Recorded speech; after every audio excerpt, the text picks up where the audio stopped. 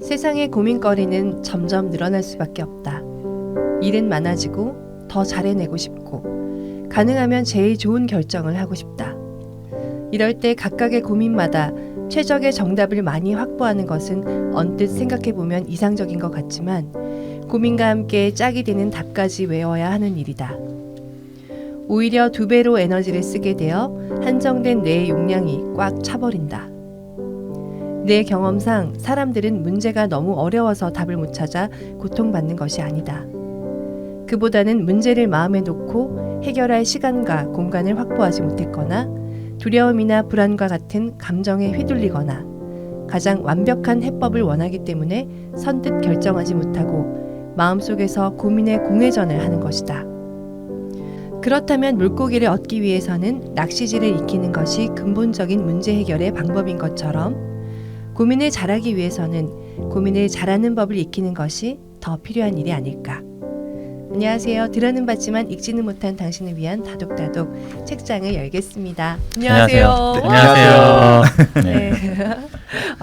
제가 방금 읽은 부분이 고민이 고민입니다라는 책을 읽어봤는데요. 네. 오늘 이 책의 저자이신 하지연 선생님께서 네. 직접 출연해 주셨습니다.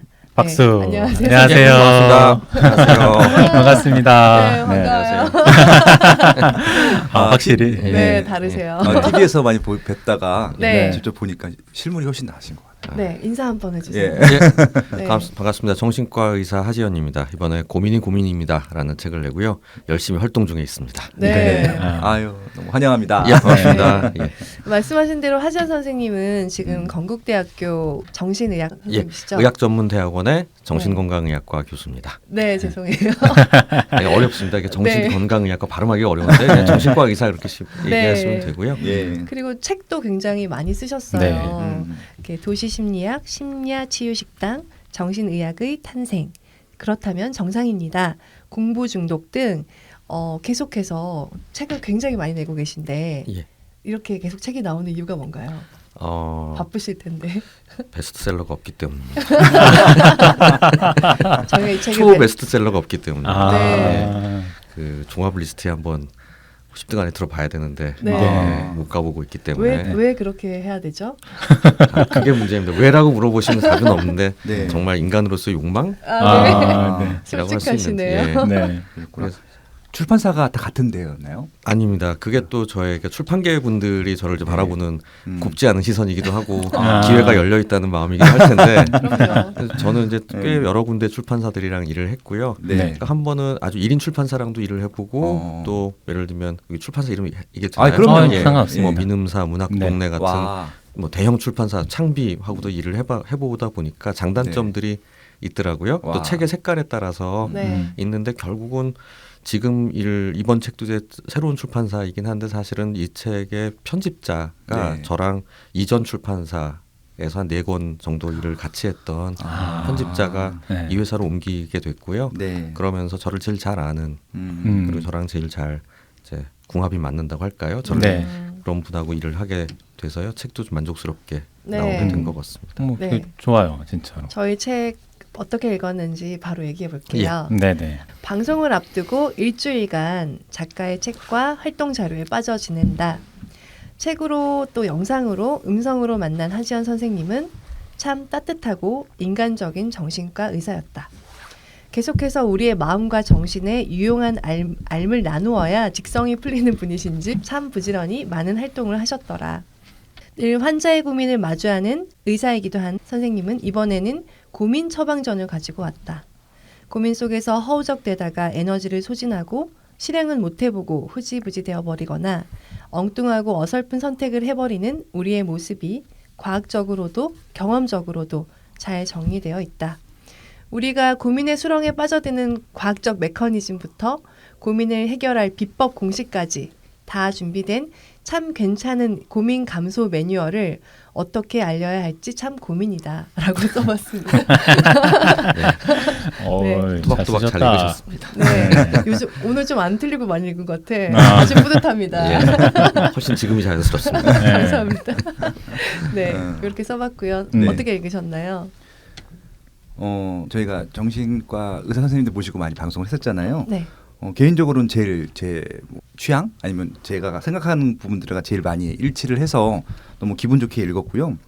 저는 이제 인생의 목표가 심플하게 살자거든요. 계속 좀 쓸데없는 거 쳐내는 그런 작업들을 하고 있는데 그런 측면에서 보면은 굉장히 좋은 책이고 그다음에 또 여러분들한테 추천드리고 싶은 책이고요. 저는 이제 고민이 제일 좀 쓸데없는 일 중에 하나라고 생각을 하고 있었거든요. 네. 근데 이제 어느 정도 고민은 필요하겠지만 여기 책에서 나온 대로 고민을 위한 고민보다는 진짜 나를 위한 좀 제대로 된 삶을 위한 고민으로 좀 이렇게 그런 것들에 대한 노하우가 잘 정리되어 있어서 좀 많은 분들 좀 추천드리고 싶습니다. 네. 네, 고맙습니다.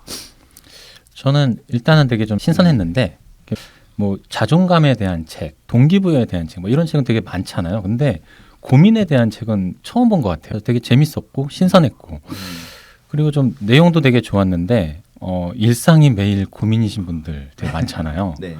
그런 분들은 꼭 한번 읽어보셨으면 좋겠다. 그런 생각 좀 많이 들었고 저희 아내도 좀 걱정이 항상 많고 고민이 많은데 그래요? 네, 좀 꼭 좀 읽으라고 전해주고 싶은 책이었어요. 그리고 또 하나 드는 생각이 좀 얼마 전에 좀 대학병원을 갈 일이 있었는데 대학병원 교수님들, 선생님들 만나 뵈려면 거의 한 2-3달 전에 예약을 해야 돼요. 맞아요. 그리고 또 가서 만나서 상담을 해도 한 10분? 한 2시간 기다려서 한 10분 만나 뵙고 나오거든요. 근데 이런 책을 한 권 읽으면 교수님을 거의 뭐 한 2시간 상담받는 효과가 있지 않나. 맞아요. 이런 생각이 좀 들더라고요. 이거 너무 남는 장사 아닙니까? 그런 생각도 좀 들더라고요. 이 책 네. 보면서. 그래서 참 좋았다. 개인적으로 추천하고 싶다. 그런 네. 생각합니다. 예. 고민에 대한 책을 예. 내시게 된 이유가 그러니까 좋았네요. 어떤 고민에서 이 고민에 대한 책을 이제 하게 됐냐면 네. 좀 남들과 다른 책 같은 책들도 있겠지만 지금 아까 말씀하셨듯이 자존감 뭐 근데 사실은 또 고민 상담 책도 제가 낸 적이 있거든요. 네. 뭐 그렇다면 정상입니다라는 책이 사실은 이제 제가 벙커에서 강의했던 네. 고민 일반인들이 보내신 고민에 대한 얘기를 제가 제 나름의 답을 한 얘기들인데 생각해 보면은 뭐 TV를 틀면 나오거나 신문지상마다 연애에 대한 고민, 우리 빠숑님이 하는 건 부동산에 대한 고민, 뭐 예를 들면은 네네. 아니면은 네. 뭐 수많은 고민 상담 프로그램들이에요. 그다음에 뭐 주식을 살까요, 팔까요에 대한 네. 고민도 있을 수 있고. 근데 그럼 그게 뭐 같냐면은 영어 공부, 수학 공부 각각의 가이드북이나 매뉴얼, 교과서, 참고서 같은 거라면은 공부를 어떻게 할까 그런 책들 있잖아요. 네. 공부 자체에 대한 책. 근데 우리나라에도 지금 뭐 연애, 경제 각각에 대한 고민을 풀어주는 책들은 되게 많은데 인간관계. 근데 고민 자체의 보편적인 방법에 대한 얘기를 한 책이 없더라고요. 근데 그것만 알면 나머지 영역에 대해서는 그냥 한 30%에서 50%의 일반론은 먹고 들어가는 거잖아요. 네. 그래서 그렇다면 내가 약간의 정보만 가지고 충분히 해결할 수 있지 않을까라는 생각을 하게 됐고요. 왜냐하면 제가 직접 환자들과 뭐 짧지만 상담을 하다 보면 대부분의 분들이 답을 이미 알고 있어요. 그러니까 이럴 땐 이렇게 하면 좋지 않을까요? 그런 환자들이 난생 처음 들었어요. 이게 아니라 네네. 나 아는 얘기인데 왜 지금 제가 생각을 못했죠 그걸? 약간 답정너인데 고민하고 있잖아요. 예. 아니면 선생님 저도 그건 아는데 더 대단한 거 없어요? 이렇게 물어보시거나 네. 아니면은 저도 알긴 아는데 제가 왜 그걸 왜 테이블 위에 올려놓지 못했을까요? 라고 얘기를 할 때가 많아요. 저는 그러면 생각의 우선순위만 정해드릴 뿐일 때가 많은데 그걸 보면은 어떤 고민거리가 왔을 때 두 가지 문제가 보편적으로 있더라고요. 하나는 감정에 압도당하는 게 있어서 네. 네. 감정 때문에 어떤 사안이 너무 크게 보이는 내지는 그거를 감당이 안 될 것 같아서 피하고만 싶은 그래서 아예 안 보려고 하는 분들이 한 그룹이 있고요. 네. 내지는 뇌가 꽉 차버려가지고 여유 공간이 없는 거예요. 그러다 보니까 충분히 올려놓고 공간이 많으면 이리저리 좀 돌려보면서 순서를 다 정할 수가 있는데 꽉 차 있으니까 진짜 중요하게 들어올 자리가 없어 튕겨나가기만 해요. 네. 그러니까 저는 제가 하는 거는 마치 수납 공간을 정리해드리듯이 이를 버릴 거 버리고 남겨놓고 이것만 갖고 좀 지내보세요 하면 충분히 혼자서 답을 알아낼 수 있는 면들이 있다는 걸 제가 상담을 하고 또 개인적인 사람들과의 대화를 하거나 이런 부분에서 이해하게 되면서 이렇게 한번 정리하는 책이 필요하겠다라는 네네. 그런 생각을 하게 됐습니다. 네. 그러니까 방금 말씀해 주신 내용 중에 뇌 용량 부분 얘기하셨잖아요. 근데 그게 저는 뭐 되게 사소한 일도 있고 우리 생활을 하다 보면 중요한 일도 있고 막 그런데 그거의 차이가 없다면서요. 그냥 하나하나의 덩어리가 몇 개인지가 중요하지 그게 뭐 중요하고 덜 중요하고 이거의 차이는 크게 없다. 그러니까 당장 현재 보고 있는 뇌의 관점에서 보자면 네, 저는 질보다 양의 관점에서 보자라는 말씀 많이 드려요. 네, 굉장히 질적인 관점에서 보게 되면 진짜 왠지 눈앞에 큰 덩어리들 있잖아요. 뭐 예를 들면 부모와의 관계, 우리 엄마 왜 이럴까? 네, 내지는 뭐 좀 큰 이직을 할 것이냐 말 것이냐 네네. 같은 큰 덩어리는 질적으로 중요하고 이게 해결되지 않은 나머지 다 이메일 답장하는 거 오늘 점심을 어디서 먹을지 친구랑 약속하기로 했는데 그걸 어떻게 할지 이런 거 너무 사소하게 느껴져요. 네, 네, 근데 사실은 우리 한 번에 핸들링 할 수 있는 우리 뇌가 얹어놓고 다니는 건 뻔하거든요. 그래서 그리고 예를 들면은 내 가방 안에 뭐 여성분들 가방 파우치 안에 핸드폰이 되게 중요해 보이지만 핸드폰 차지하는 공간 딱 정해져 있잖아요. 그리고 갖고 다닐 건 딱 몇 가지 정해져 있고 이렇듯이 양의 관점에서 본다면 좀 더 일이 쉬워지거든요. 근데 그거를 질의 관점에서 보니까 하나는 90% 이만한 덩어리고 하나는 되게 작은 덩어리 같이 느껴지니까 그걸 해결하기만 바란다는 이제 그런 굉장히 모순적인 일이 벌어지게 되는 면들이 상당히 많기 때문에 뇌의 메커니즘을 잘 이해하는 것도 우리가 고민을 잘하는 중요한 방법 중에 하나라고 생각합니다. 네. 네, 저는 여기서 이제 가장 큰 좀 위안이나 힌트, 그러니까 그런 걸 얻은 게 예. 정신적 에너지도 한정적이고 음. 그런 왜 정신은 이렇게 보이지 않으니까 물은 마시면 다 마시게 되는 건데 정신은 좀 보이지 않으니까 무한하다는 착각을 하잖아요 사람들이. 근데 그게 굉장히 한정된 자원이라는 거 그것이 되게 저한테는 큰 포인트였거든요. 네, 그렇습니다. 그것과 연관된 근데 사실 뭔가 더 쥐어짜면 그 다음으로 넘어갈 것 같은 생각들을 우리에게 강요해요.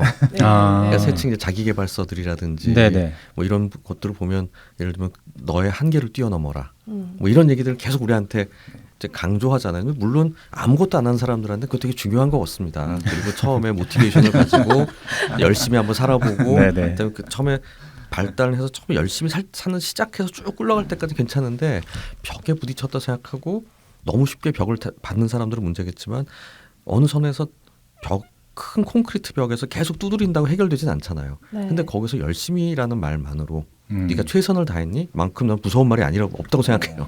너 이게 최선이라 생각하니? 그럼 전 할 말이 없어.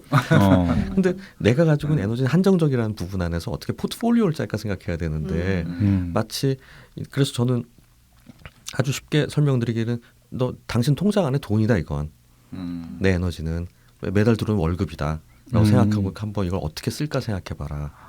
내지는 핸드폰 배터리라고 생각해봐라. 한없이 내 활용 포트폴리오. 예, 그렇죠. 그래서 약간 넓어질 수는 있지만은 어느 이상 넓어지지 못한다라는 말씀드리는 게 저랑 요새는 그런 말 잘 안 쓰시는데 50대 이상인 분들이 이제 그런 말 해요. 저랑 상담하시다 보면 제가 그릇이 작아서 그릇이 좀 더 커졌으면 될 텐데 선생님 네네. 제가 어떻게 하면 그릇이 커질까요?라고 물어보세요. 네. 그럼 저는 그릇은 안 커집니다라고 말씀드려요.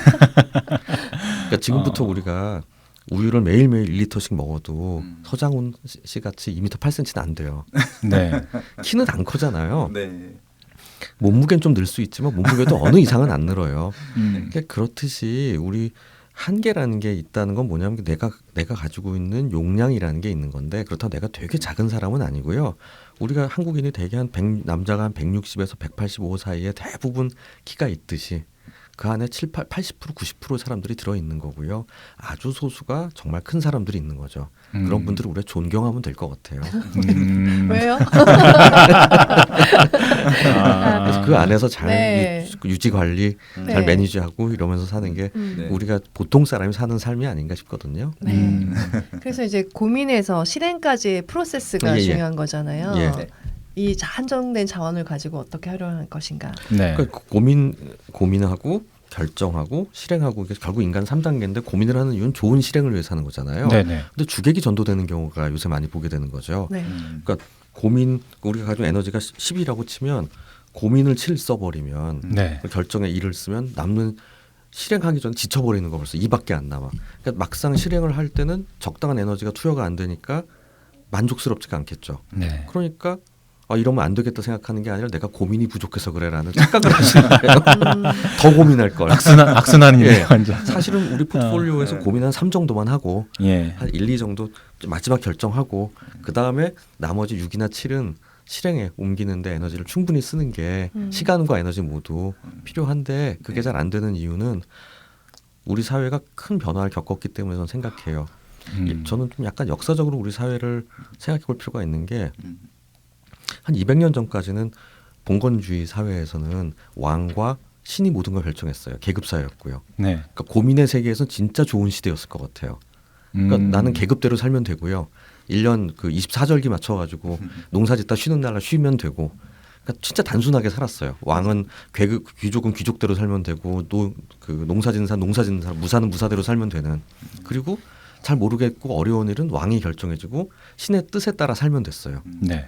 이런 시대가 벗어나서 근대화가 될 때는 저는 매뉴얼의 세계라고 생각해요. 네. 그게 뭐냐면 법전이 만들어지고요. 그다음에 규정집이 만들어지기 시작해서 근대화라고 생각하거든요. 그러니까 잘 모르겠으면 책 보고 책에 써 있는 대로 하자. 그럼 이제 왕이나 신의 즉흥성은 없어지잖아요. 그러니까 사회가 복잡해진 대신에 가이드가 잘 만들어져 있으면 가이드북이 매뉴얼대로 하면 돼요. 근데 거기서 약간의 결정만 하면 되는. 그러니까 그때만 해도 괜찮았는데 80년대, 70년대 이후에 세칭 말하는 좀 개인주의 사회. 사실은 이제 핸드폰도 그런 거고요. 컴퓨터도 그렇고 굉장히 모든 거를 개인화하라고 하는 게 대세잖아요. 네. 그리고 그건 네가 알아서 해. 그리고 너의 선택이 중요해. 너의 뜻대로 살아. 막 그리고 내가 전 저의 의지대로 살 거예요. 이게 엄청나게 칭찬받는 일이잖아요. 근데 그게 좋기도 하지만 한편으로는 그 책임도 네가 져가 되는. 그러니까 선택도 네 마음대로 해도 되는데 책임도 너 혼자 다 져야 돼. 네. 라는 일이 벌어지는 게 한편으로는 딜레마가 되고, 두 번째는 또한 옛날에는 그냥 우리 모르는 대로 살았잖아요. 근데 90년대 95년 이후에 인터넷이 들어오면서 우리가 찾을 수 있는 정보의 양이 기하급수로 늘어나게 되면서 어떤 결정을 내릴 때 나 혼자 결정해야 되는 일들이 엄청 많아지는데 책임질 것도 많은데 그걸 검토하기 위해서 볼 수 있는 정보의 양은 무진장 늘어났어요. 고민할 수밖에 없는 상황이로군요. 네, 고민 자체에 압도당할 수밖에 없고 네. 하나의 고민을 할 때도 굉장히 신중해질 수밖에 없는 네. 그런 일들이 벌어지는데, 우리 사회에서는 또한 하나하나의 결정에 대해서 최선을 다하고 최고의 결정을 하고 싶고 신중하게 결정하게 하라고 얘기를 한단 말이죠. 이런 부분들이 상당한 어려움들을 삶의 부담들을 주고 있다는 생각을 하게 돼요. 그냥 우스갯소리 같은 것 중에 하나가, 최근에 닭 한 마리를 먹으러 갔어요. 제가 네. 그 닭 한 마리 다 먹고 나면 이제 거기 칼국수 넣어서 끓여 먹잖아요. 네. 네. 근데 거기에 커다랗게 칼국수 주문은 단 한 번만 가능합니다. 신중하게 결정해 주세요. 그래서 약간 대칭 빡치는 거예요. 부담돼. 예, 칼국수 한 1인분 일단 주세요. 또 모자라면 좀 더 먹을 수도 있지. 네. 뭘 그걸 여기까지 와서 내가 신중하게 결정을 해야 될까. 네. 그게 아마 육수의 딜레마 때문에. 예, 그러니까 귀찮은 거죠. 그 아주머니들이 와서 또 끓이고 뭐 하나씩 신으시는 것 네. 같은데 이해는 가나 거기 굳이 그렇게 써야 될까. 네. 그러니까 한편으로는 우리가 이제 결정해야 될 것들이 너무 많다는 게 어떨 때는 차라리 패키지 여행이 좋아 이럴 때도 있잖아요. 맞아요. 네. 그러니까 여행 갈 때 모든 거를 내가 호텔도 정하고 갈 때도 다 정해서 가는 게 좋긴 좋은데 복잡할 때는 그냥 패키지 여행 가서 되게 바쁘지만 새벽에 버스 타서 자다 보면 내리세요 하면 내려서 네. 사진 찍고 밥 먹고 하는 것도 속편할 때가 있더라고요. 네. 그러니까 그런 부분들이 우리 사회의 큰 변화들도 사실은 고민에 우리가 압도당하게 하는 중요한 차이라고 생각해요. 그래서 요즘 트렌드가 큐레이팅이 예. 트렌드인가 봐요. 음. 다 이렇게 좀 결정해주길 바라는 너무 고민이 많으니까. 맞아. 그래서 저는 그 여기 예시에 그 컴퓨터 사시는 장면이 너무 재밌었어요. 너무 재밌었어요. 예. 그게 너무 진짜 공감이 많이 가고 컴퓨터 살려고 딱 치시는 순간 2만여 건의 그런 노트북을 살려는 순간 네. 근데 저는 궁금한 게 그런 일화들을 어떻게 모으세요? 왜냐하면 너무 일상 속에서 재밌는 예. 일화들이 너무 많더라고요. 그래서 책을 쓰실 때 딱 맞는 그 일화들을 모으시는 그 과정이 모으는 것 같지도 않고 네. 그때 시기 몇 번 사이에 있었던 일들이고요. 네. 그러니까 맨 앞부분에 있는 우리 어머님 집 파이프 터진 것도 3년 전, 4년 전 일이었고 그러니까 그런 일들이 그러니까 글을 쓰다 보면 그 생각이 나는 거예요. 내 경험들이. 네. 내가 가졌던 경험들이 기억이 나고 그 기억들을 가지고 쓰게 되는데요. 그러니까 그냥 요즘 이제 트렌드 중에 하나라는 생각도 들어요. 그러니까 나를 저도 책을 쓰면 고민이 돼요. 네. 그러니까 나라는 사람의 경험을 얼마큼 노출해야 될까. 네. 근데 이제 요새 트렌드이기도 한데 그런 부분들 저 자신이 갖는 생각들을 함께 공유해야 하는 게 사실은 네. 제일 많은 부분 독자들도 공감하시고 또 실천하시는 데 도움이 되실 것 같아가지고 네. 과감히 근데 저는 이런 책에서 권위나 이런 느낌이 권위적인 그런 느낌이 들지 않고 굉장히 소탈하고 편안하신 분이구나. 그리고 재미를 추구하시는 분이구나. 네. 그런 거 되게 느꼈어요. 맞아. 그래서 더 좀 재밌게 볼 수 있었던 거, 열린 마음으로 볼 수 있었던 것 같아요. 네. 그래서 저는 여기서 이렇게 정말 고민에 빠져들어서 정말 정신적으로 문제가 있을 정도로 고민에 계속해서 탐닉하고 빠져들고 이런 메커니즘에 대해서도 여러분들께 말씀드리면 큰 도움이 될 거라고 생각했거든요. 예. 그러니까 그 고민을 이제 하게 될 땐 뭔가 결정을 위해서 고민을 하게 되는데 자기 자신에 대한 확신이 없는 분들이 있어요. 그러니까 사실 우리 보통 결정장애다, 결정장애라고 네. 얘기하시는 분들이 대부분 사실은 내가 하는 결정 자체, 내가 하는 이 결정이 옳을까라는 거에 대한 그거 이제 거기서 이제 요새 나오는 자존감이라는 얘기가 나오게 되는데 그런 부분들이 다소 낮은 분이니까 그러니까 너무 많은 정보를 얻고 그 정보를 취합해서 막 걸러요. 근데 거기 에너지가 되게 많이 드는데 한 2개 정도 남긴 다음에 물어봐요. 하든지 뭐 제 노트북 얘기도 나왔지만 카페에 들어가 봅니다. 그럼 꼭 한두 마디에 나쁜 얘기가 나와요. 네. 결점을 왜냐하면 사실 블랙 컨슈머들이나 조금 예민한 분들이 그런데 글을 쓰잖아요. 그렇죠. 대부분의 사람들은 별일 없이 쓰는 제품일 수도 있는데 네. 아니면 어떤 결정일 수도 있고 식당일 수도 있는데 갑자기 원점으로 돌아옵니다. 막 흔들리면서 그럼에도 불구하고 난 내 결정이 옳아라고 생각하지 못하는 분들이 그럼 다시 원점으로 돌아오고 쳇바퀴를 돌면서 누군가에게 도움을 청하게 되는 그래서 누군가의 결정에서 결국 내 결정이었지만 타인의 결정에서 그것을 결정하게 되면 내 거가 아니라는 생각이 들게 되니까 내 결정이 그러면 어떤 결정을 해서 샀더니 마음에 들어. 그럼 내 성취감이 생기면 새칭 자존감이 올라갈 텐데 네. 그러지 않대 결국 마지막에 내 친구가 야 이거 사 해서 사거나 선택을 했는데 마침 괜찮다면 50%는 친구 결정 덕분이다라고 생각하게 되니까 온전히 그 긍정적 피드백이 내 거가 안 되는 거죠. 아. 그런 악순환에 빠지게 되는 경우가 참 많이 보게 되는 것 같아요. 왜냐하면은 저는 어떤 결정을 하신 다음에는 그 후로는 검색하지 마세요란 말 많이 들어요. 제발. 네. 저는 제가 명품백 이런 거에 관심도 없었고 근데 예. 하나 정도는 내가 장만해보자 예. 선물을 하자 그래서 한 130만 원 정도로 예산을 정하고 검색을 시작했어요. 근데 너무 선택지가 많고 근데 또 더 고급스러운 거 더 오래 쓸만한 것들이 200~300만 원대더라고요.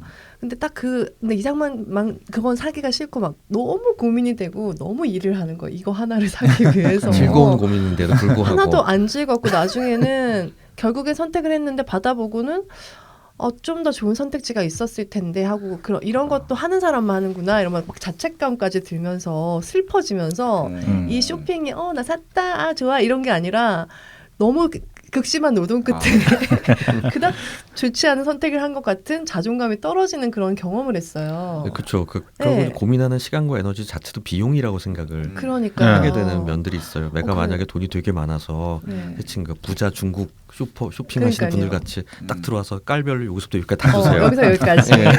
그럴 수 막 있으면 나중에 보지도 않고. 예, 얼마나 좋아요. 그럴 수 그러니까요. 있으면 네, 저는 에코백이나 매려고요. 깔별로. 네. 그 명품백은 어떻게 했어요? 지금 이제 노란색 미니백을 샀는데 네. 가끔씩 포인트로 들고 있습니다. 네. 그래서 그 똑같은 걸 사더라도 네. 고민을 하고 난 다음에 사게 되면 고민의 비용이 거기에 들어가게 돼서 전체에 대한 만족도를 떨어뜨리게 되는 일들이 벌어지게 돼요. 마침 예를 들면 우리가 점심시간에 어디 푸드코트에 가서 밥을 먹으러 갔어요. 근데 첫 번째 집에서 여기 요거 먹을까 하다가 한 바퀴 삥 돌고 오면 더 괜찮은 집이 있을지도 몰라라는 네, 원래 네. 평소 먹던 집이 있지만 그래서 한 20분 걸어 다녀왔더니 별게 없어. 네. 다시 첫 집에 갔는데 이미 줄이 너무 길어져 있는 거예요. 이런 거 너무 감각적이셔. 그럴 때 너무 후회스럽고 그냥 먹을 네. 거 벌써 나왔을 네. 텐데 그렇죠. 먹어도 똑같은 내가 원래 먹으려던 뭐 비빔밥일 수도 칼국수도 있는데 그거 먹어도 첫 12시 11시 55분에 들어가서 딱 기분 좋게 일따로 먹고 들어왔을 때보다는 기분이 썩 좋진 않겠죠. 네, 네. 너무 쓸데없는 고민을 많이 하고 네. 또 정보들도 너무 많이 있다 보니까 맞아요. 더 혼란스러우고 예. 그렇죠. 근데 이제 그럴 때 그 고민을 할 때 내가 배고픈 상황이냐 아니냐도 중요한 것 같아요. 아까 네. 푸드코트 얘기하다 보니까 결국 네. 우리 뇌는 이제 뇌 얘기에서 보면 1,450g짜리 조그만 덩어리예요. 네. 요즘 이제 뇌과학 얘기도 굉장히 이제 일반화되긴 했지만은 근데 얘가 무려 20% 정도의 칼로리를 써요. 온몸에 전체에. 예, 전체에. 예. 그러니까 예. 되게 비싼 기계인 거죠. 그러니까 아주 완전 슈퍼컴퓨터라서 전기 엄청 먹는 그런 네, 느낌인데 네. 그러니까 우리가 보통 한 2,400칼로리 정도를 먹습니다. 하루에 800칼로리 곱하기 3개 정도 하면 네. 그럼 한 500칼로리를 얘 혼자 써먹는 거니까 네. 우리가 에너지가 세층 당 떨어진다라는 음. 게 되면 뇌가 제일 먼저 타격을 받게 돼요. 그럼 뇌는 복잡한 생각, 그러니까 비용이 드는 생각을 하고 싶지 않고 아주 싸게 간단하게 그러니까 좀 원래 알던 대로 하는 방식으로 모두가 바뀌게 됩니다. 네. 에너지 절약 모드로 바뀌어가지고 에너지 절약 모드로 하게 되는. 그러니까 원래 하던 대로 해, 먹던 대로 먹어. 그렇죠. 그러니까 11시 근데 그렇게 11시 55분에 예를 들면 팀장님한테 결제를 받으러 가야 되는데 네. 해주세요 쓱 넘어가는 일이 아니라 조금 얘기를 좀 해야 돼 이건. 네. 좀 이번 보통 때랑 다르게 좀 이번 계획을 좀 바꿔봤으면 좋겠는데요. 이런 얘기를 하러 가면 팀장님은 아침 굶고 왔는데 난 좀 점심 뭐 먹을까에 머리 꽉 차 있는 사람이고 네. 당이 떨어서 약간 예민해져 있는 상태인데 네. 그냥 하던 대로 해라고 얘기하기 참 쉬운 거죠. 근데 아. 그렇다고 팀장님 날 싫어하냐? 그게 아니라 이분이 당이 떨어져서 또한 나도 당이 떨어졌기 때문에 빨리 끝내고 싶은 거예요. 오전 일을 오전 일과에 끝내고 싶은 종결심리라는 게 있거든요. 네네. 그러니까 이 두 개가 부딪히게 될 땐 상당히 우리가 원하지 않는 답을 얻게 될 때가 있으니까. 타이밍을. 예, 그러니까 그렇다고 팀장님 날 싫어하는 게 아닌 거죠. 네. 팀장님 배가 고플 뿐인 거죠. 팀장님 배가 고프기 때문에 뇌가 지쳐 있는 상태고 뇌는 지금 당을 원하지 생각을 원하지 않거든요. 타이밍이 안 좋았던 거죠. 네. 야, 이거 직장 생활하는 분들한테 그쵸. 일종의 팁이 될 수 있겠는데요. 팀장님의 뇌 타이밍을 노려라. 아니 팀장님이 아침을 드셨는지 확인해라. 오전에 네. 결제 받을 거면. 그러니까 좋은 타이밍은 오전 한 10시쯤이 좋을 것 같고 네. 오후에는 식사하시고 네. 약간 기분 좋은 1시 반, 2시 그러게요. 예, 그때쯤 음. 가서 뭐라도 좀 캔이라도 하나 들고 가서 좀 요령이네요. 예, 이런 얘기 저런 얘기 하면서 네. 하다 보면 안 될 일도 될지도 네. 될지도 모르겠다 이런 생각을 네. 좀 하게 되는 거죠. 네, 저는 읽으면서 그러니까 뇌의 그런 메커니즘에 대해서 예. 이해하려고 굉장히 노력을 많이 했어요. 예. 이 장에 그런 얘기들이 많이 나오잖아요. 그랬을 때 우리가 고민을 하는데 그게 결국 감정에 휩싸이게 되는 거 사실 뭐 노트북을 선택하는 건 감정적인 일이 아니잖아요. 그런데 왜 그게 감정에까지 그 영향을 끼치게 되는 건가요? 그러니까 이제 뇌는 참 신기하게 그러니까 뇌의 1번은 생존이다라고 생각하시면 좋을 것 같아요. 마치 아시모프의 로봇 사무직 같이 네. 인간에게서는 가장 중요한 건 뭐 행복, 평안함, 평온함 이런 거 아니고요. 생존, 살아남아야 된다라는 그 구조가 1번 제일 중요한 건데 그러기 위해서 나머지가 다 세팅되어 있거든요. 그래서 우리 뇌는 투 트랙으로 되어 있습니다. 하나는 우리 전두엽에서 분석하는 컴퓨터가 하나 있고요. 하나는 반응하는 편도라는 곳에서 일단 반응을 해요. 지금까지 알려진 시각지각으로 시각이나 편도로 오는 거를 그 청각으로 들어오는 어떤 자극이 오면 편도에서는 먼저 받아들여서 위험하다 아니다 그러면 딱 갈라요. 근데 그게 진짜 위험한지 아닌지는 위에서 전두엽에서 나중에 또 생각해 봅니다. 네. 그래서 아니야 그러면 긴장을 풀면 되는 거고 진짜 위험하네 그럼 잽싸게 도망가면 되는데 충분히 생각한 다음에 그때부터 위험하니까 도망가야지 이러다 죽을 수 있잖아요. 그렇죠. 네. 그러니까 둘로 나눠서 빨리 가는 트랙과 천천히 가도 되는 트랙을 나눠놓고 빨리 가는 트랙이 이제 거기서 반응을 하게 하는데 그 반응도 이성적 판단도 느리잖아요. 그건 시간 단위로 움직이는 서술형 판단이란 말이에요. 예. 그게 아니라 즉각적 판단을 하는 건 감정적 반응으로 하도록 세팅을 해놨어요. 즉 감정 반응이라는 건 뭐냐면요. 그러니까 위험해와 안 위험해로 나누는 거죠. 네. 근데 위험해의 제일 끝은 아마도 배고픔일 수도 있고요. 네. 고통일 수도 있고요. 그다음에 안전에는 포만감일 수도 있고요. 음. 이 둘의 감정을 나눠놓고 있는데 이 감정에 의해서 영향을 받게 된다는 건 결국은 이 부분들에 대해서 내가 위험하지 않은 상황인데도 불구하고 위험하다라고 착각을 하게 되고 거기에 대한 즉각적인 반응을 해야 되는 상황이라고 느끼고 이제 거기에 대한 반응으로 내 몸의 모든 시스템들이 오작동을 하거나 아니면 작동의 수위가 올라가는 일들이 벌어지게 되면서 또 고민 자체의 시야도 협소해지고 네. 과잉 반응을 하게 되거나 어떤 이 상황을 훨씬 나쁜 상태로 평가하게 되는 일이 되게 됩니다. 그러니까 이런 일들은 꼭 개인에 의해서만 이런 개인들에 대한 문제만 일어나는 게 아니라 대충 우리 시장에서의 반응도 비슷한 부분들이 있죠. 그러니까 그래서 서킷 브레이크 같은 걸 만들어 놓은 이유도 감정적 반응을 해서 투매를 하거나 하는 걸 일부러 막기 위해서 약간의 시간을 주기 위해서 장을 잠깐 막아주는 이유는 사람들이 확 달려들어가지고 감정적 반응을 할까봐 네네. 또 대표적인 뱅크런이라는 것도 있지 않습니까? 네. 은행이 망할지도 몰라라는 말이 드니까 돈 빼야 돼. 하면 저 지급 준비율 이상의 돈들이 다 빠져나가게 되면은 망해요. 정말 은행이 망할 수도 그쵸. 있으니까 네. 그런 부분들 또 사재기하는 거 우리가 음. 이런 부분들은 사실 우리 감정에 의해서 행동하는 면들이 비합리성이라고 얘기하지만 나도 모르게 그런 행동을 하게 되는 건 일단은 다 같이 가고 있는 집단 안에 들어가야 있거나 그런 감정적 반응을 하게 되는 게 다소간에 훨씬 생존에 도움이 돼라는 생각들이 지금까지 우리 진화 안에서 생존 메커니즘 안에서 세팅되어 있기 때문에 만들어진 어쩔 수 없는 일들이라는 생각이 들어요. 너무 재밌다. 네. 근데 강의도 이렇게 재밌게 잘해주시나요, 선생님?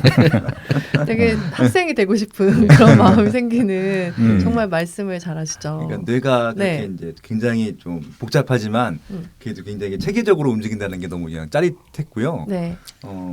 그래서 이렇게 좀 이렇게 고비용 가치, 그러니까 고비용 그런 존재구나 그런 생각했고 그 정도면은 그 정도 에너지 써도 될 것 같다는 생각이 드네요. 근데 저희가 이렇게 선생님의 좋은 말씀에 빠져들어서 네. 보통은 목차 소개를 저희가 꼭 하거든요. 네. 해주십시오. 목차 소개를 안 해버렸지 책에 뭐예요. 훌륭한 목차에 대해서 네. 얼마나 책에- 많은 고민 속에 책에- 만들어진 목차인지. 그렇죠. 예. 목차 좀 소개해 주세요. 제가 이 목차를 담당하고 있는데 목차 저는 담당이시군요. 예, 이런 책 너무 감사해요. 네. 저자분께서 그러니까- 정리해 주신 책. 그러니까 정말 아, 너무 고맙습니다. 서문에 있어. 네.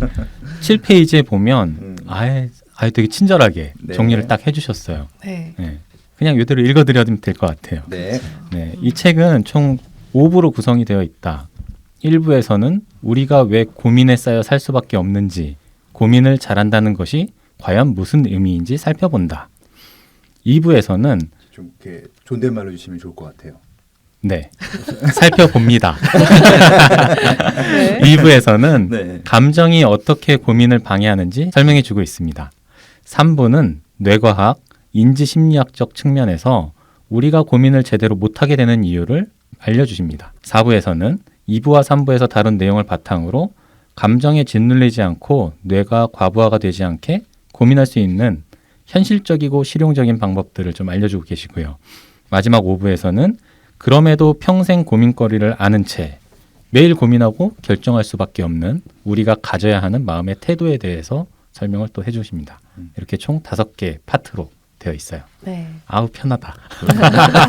아, 너무 좋네요. 근데 이 책 진짜 고민 해결 매뉴얼 네, 그리고 네. 고민 감소 매뉴얼이라고 할 수 있을 정도로 되게 정성스럽게 도움을 주시고 싶은 마음이 되게 크게 느껴졌었어요. 네. 근데 네. 이 목차 읽으면서 느꼈던 건데 목차는 이게 박사님께서 다 쓰신 거예요? 아니면 출판사에서? 출판사의 우리 편집자가 네. 제일 좀 이렇게 좋은 방향으로 잘 아. 다시 다듬어서 그렇구나. 부제를 만든. 그러니까 그렇죠. 박사님께서 고민 안 하시고 편집자님께서 고민하셨던 맞습니다. 그 결과물이네요. 네. 그런 그러니까 중요한 부분들은 편집자님이 네. 대부분 90% 옳다. 네. 가치를 갖고 인생을 사는 게 네. 네. 뭐 지나친 고민을 하지 않고 살 수 있는 네. 길입니다. 고민도 아웃소싱이 필요하죠. 아 그럼요. 야, 멋졌습니다. 예, 좋은 말입니다. 아주.